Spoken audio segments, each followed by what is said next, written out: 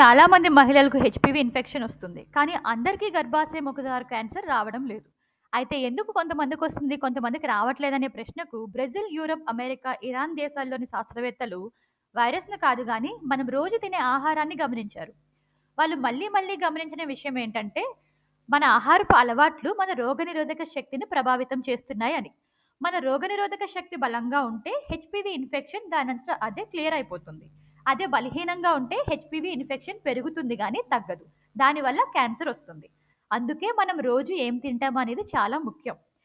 Research ఆధారంగా గర్భాశయ ముఖద్వార cancer ప్రమాదాన్ని తగ్గించే 5 రకాల ముఖ్యమైన ఆహారాలేమిటో మనం చూద్దాం. మొదటిది పండ్లు. బొప్పాయి, నారింజ, యాపిల్, జామ, బెర్రీలు, సిట్రస్ పండ్లు.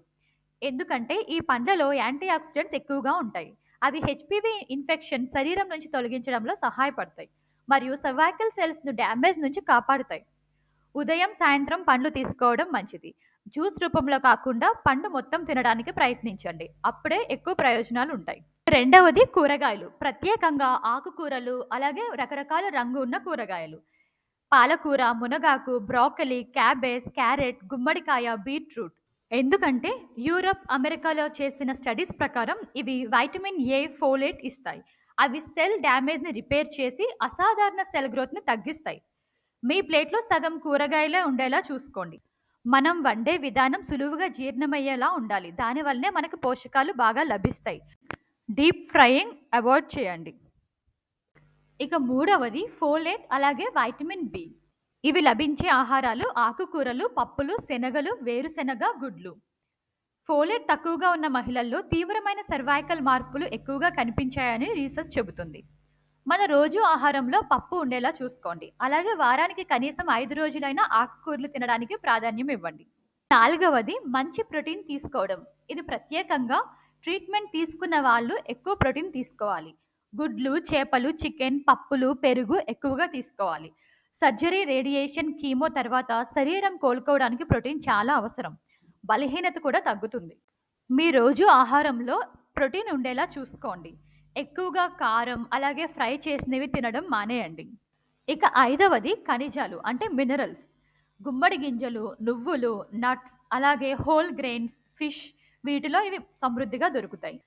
ఇరాన్లో 2000కి పైగా మహిళలపై చేసిన అడ్వాన్స్ స్టడీస్ ప్రకారం జింక్, ఐరన్, సెలీనియం, ఫాస్ఫరస్ మరియు నియాసిన్ సర్వైకల్ క్యాన్సర్ రిస్క్ని తగ్గిస్తుందని, ఎక్కువగా సాల్టెడ్ స్నాక్స్ మరియు మద్యం రిస్క్ని పెంచుతుందని వెల్లడి చేశాయి.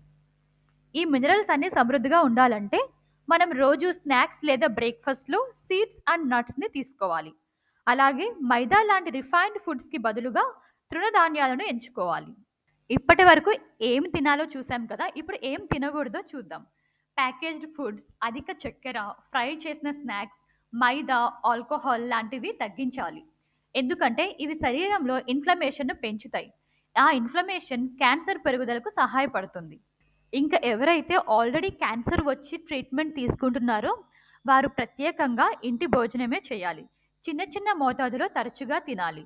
తగినంత నీరు తాగడం, కూరగాయలు, పండ్లు, ప్రోటీన్పై దృష్టి పెట్టడం చేయాలి. ఆహారం చికిత్సకు ప్రత్యామ్నాయం కాదు, కానీ కోలుకోవడంలో బలంగా సహాయపడుతుంది. ముఖ్యమైన విషయం గుర్తుంచుకోండి, అందరికీ అన్ని ఆహారాలు సరిపోవు. డయాబెటీస్ ఉన్న వాళ్ళు పండ్ల పరిమాణం జాగ్రత్తగా తీసుకోవాలి. అలాగే కిడ్నీ సమస్యలు ఉన్న వాళ్ళు కొన్ని ఆహారాలు తగ్గించాలి. క్యాన్సర్ చికిత్స తీసుకుంటున్న వారికి అన్ని తినే శక్తి ఉండదు. అందుకే ఈ సమాచారాన్ని మీ డాక్టర్ సలహాతో మీ శరీరానికి సరిపోయేలా ఆహారం ప్లాన్ చేసుకోండి. గర్భాశయ క్యాన్సర్ ప్రపంచంలోనే అత్యంత నివారించగల క్యాన్సర్స్లో ఒకటి. వ్యాక్సిన్, స్క్రీనింగ్ మరియు రోజు చేసే ఆహార చాయిసెస్ వల్ల ఈ 3 కలిపి చాలా ముఖ్యంగా పనిచేస్తాయి. మీ ప్లేట్ కేవలం భోజనం మాత్రమే కాదు, అది రోజు మీకు చేసే రక్షణ కూడా. ఈ వీడియో ఉపయోగపడితే దయచేసి షేర్ చేయండి, ఎందుకంటే అవగాహన ప్రాణాలను కాపాడుతుంది. Please like, share and subscribe. Thank you.